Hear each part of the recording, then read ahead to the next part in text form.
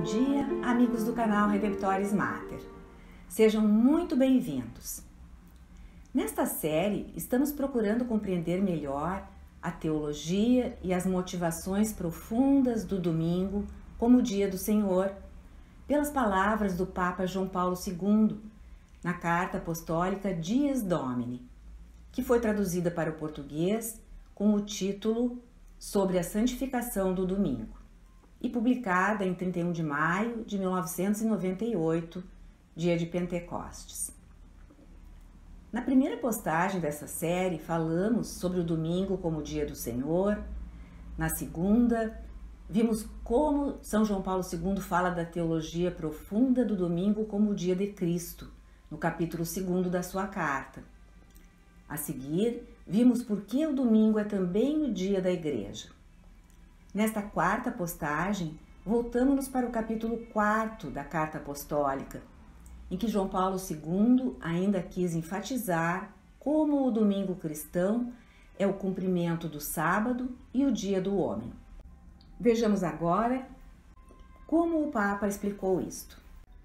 No dia do Senhor, que o Antigo Testamento liga com a obra da criação e do Êxodo, o cristão é chamado a anunciar a nova criação e a nova aliança, realizadas no mistério pascal de Cristo. A celebração da criação é aprofundada numa perspectiva cristocêntrica, ou seja, à luz do desígnio divino de recapitular em Cristo todas as coisas que há no céu e na terra, como Paulo revelou na carta aos Efésios. Este é o aspecto relativo à criação. E em relação ao memorial da libertação no Êxodo, o domingo acrescenta o memorial da redenção universal operada por Cristo, morto e ressuscitado. Portanto, mais do que uma substituição do sábado, o domingo constitui a sua perfeita realização e, de certa forma, o seu desenvolvimento e plena expressão no caminho da história da salvação, que tem o seu ponto culminante em Cristo. Quando o mandamento de Deus diz: recorda-te do dia de sábado para o santificares, esta pausa prescrita para honrar o dia a Deus dedicado não constitui uma imposição gravosa para o homem, mas sim uma ajuda para que ele se conscientize da sua dependência vital e libertadora do Criador e da sua vocação para colaborar nessa obra e acolher a graça. Assim, se é verdade que para o cristão decaíram as modalidades do sábado judaico, porque foram superadas pelo cumprimento no domingo, o cristão deverá lembrar-se que permanecem válidos os motivos de base que obrigam à santificação do dia do Senhor, fixados pela solenidade do Decálogo, interpretados à luz da teologia e da espiritualidade do domingo. Cristo veio para trazer e realizar um novo êxodo, para dar a liberdade aos oprimidos. Ele realizou muitas curas no sábado, certamente não para violar o dia do Senhor, mas para realizar o seu pleno significado. Ou seja, que o sábado foi feito por causa do homem e não o homem por causa do sábado. Jesus desenvolveu o sentido autêntico do sábado bíblico. Ele, Senhor do sábado, como ele mesmo disse no Evangelho de Marcos, capítulo 2, devolve o caráter libertador à observação desse dia, instituído simultaneamente para a defesa dos direitos de Deus e dos homens. Compreendem-se assim porque era justo que os cristãos, anunciadores da libertação realizada pelo sangue de Cristo, se sentissem autorizados a transpor o significado do sábado para o dia da ressurreição.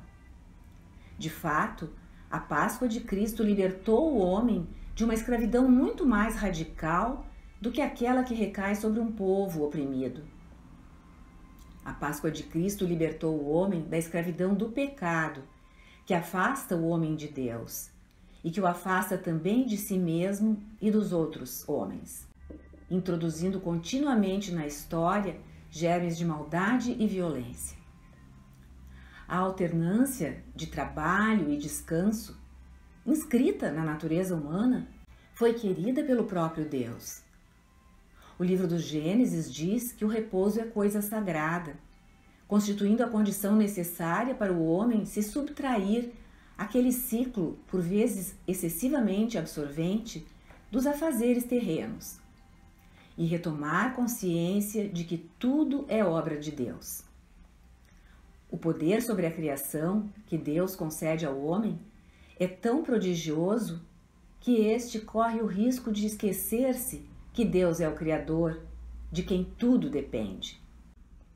Esse reconhecimento é ainda mais urgente em nossa época, porque a ciência e a técnica aumentaram incrivelmente o poder que o homem exerce através do seu trabalho.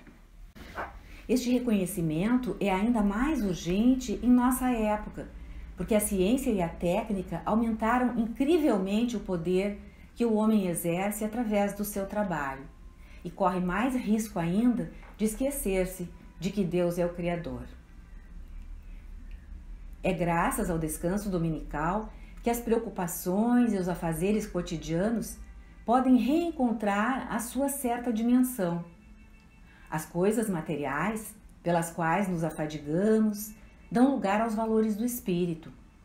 As pessoas com quem vivemos recuperam, no encontro e diálogo mais tranquilos, a sua verdadeira fisionomia.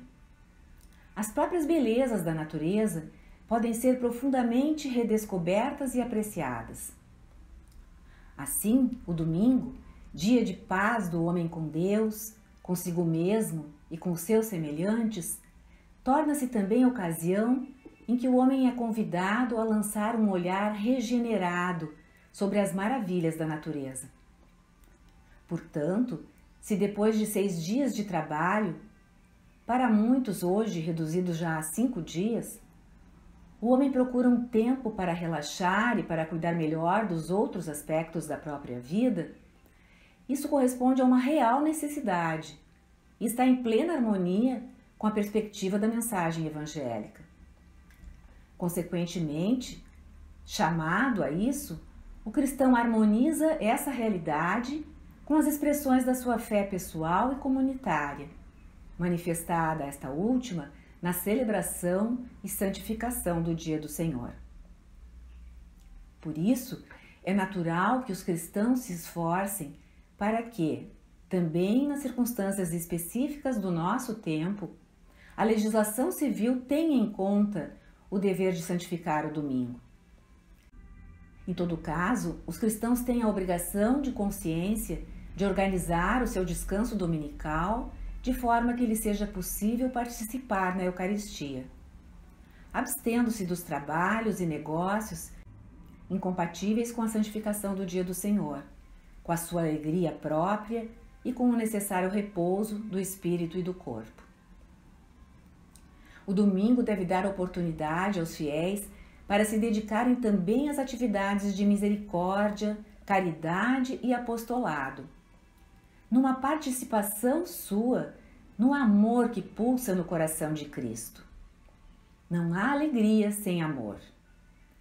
Se guardardes os meus mandamentos, permanecereis no meu amor, disse Jesus, do mesmo modo que eu tenho guardado os mandamentos de meu Pai e permaneço no seu amor. Digo-vos isto para que a minha alegria esteja em vós e a vossa alegria seja completa.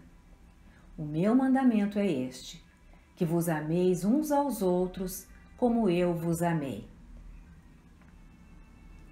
Com efeito, a reunião dominical constitui para os cristãos, desde os tempos apostólicos, um momento de partilha fraterna com os mais pobres. São João Crisóstomo, bispo de Constantinopla no século IV, pregava: queres honrar o corpo de Cristo? Não permitas que seja desprezado nos seus membros, isto é, nos pobres que não têm o que vestir. Nem o honres aqui no templo com vestes de seda, enquanto lá fora o abandonas ao frio e à nudez. Aquele que disse, isto é o meu corpo, confirmando o fato com a sua palavra, também afirmou: vistes-me com fome e não me destes de comer. E ainda: na medida em que o recusastes a um destes meus irmãos mais pequeninos, a mim o recusastes. São palavras que lembram à comunidade cristã o dever de fazer da Eucaristia o lugar onde a fraternidade se torne solidariedade concreta, onde os últimos sejam os primeiros na consideração e na estima dos irmãos, onde o próprio Cristo, através da doação generosa dos mais ricos aos pobres, possa de algum modo continuar, ao longo dos tempos, o milagre da multiplicação dos pães. Essa orientação é de Paulino de Nola, na sua Epístola, capítulo 13. A Eucaristia é acontecimento e projeto de fraternidade. Da missa dominical parte uma onda de caridade destinada a estender-se a toda a vida dos fiéis, começando por animar o próprio modo de viver o resto do domingo. Se este é dia de alegria, é preciso que o cristão mostre, com as suas atitudes concretas, que não se pode ser feliz sozinho. Ele olha ao seu redor para ver as pessoas que possam ter necessidade da sua solidariedade. Vivido assim, não só a Eucaristia dominical, mas o domingo inteiro torna-se uma grande escola de caridade, de justiça e de paz.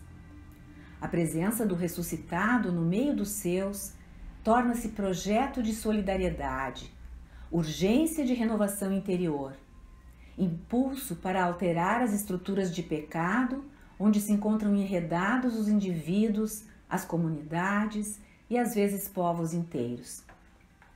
Longe de ser uma fuga, o domingo cristão é antes profecia inscrita no tempo, profecia que obriga os crentes a seguir os rastros daquele que veio para anunciar a boa nova aos pobres, para proclamar a libertação aos cativos e aos cegos o recobrar da vista, para pôr em liberdade os oprimidos e proclamar um ano de graça do Senhor.